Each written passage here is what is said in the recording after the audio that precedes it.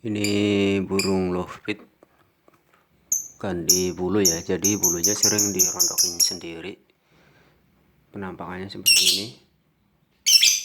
Jadi bulunya itu suka dirontokin, dibuang gitu.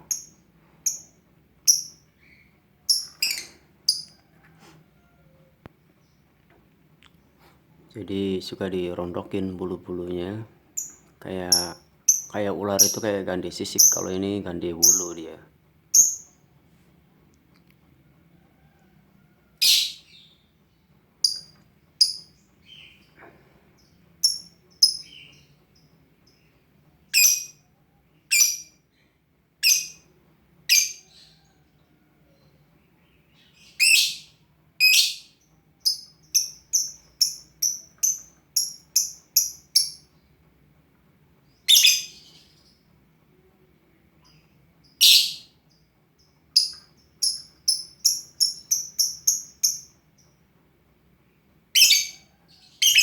Oke, cukup sekian teman-teman. Jadi seperti itu kalau ganti bulu ya, dia suka ngerontokin bulunya sendiri.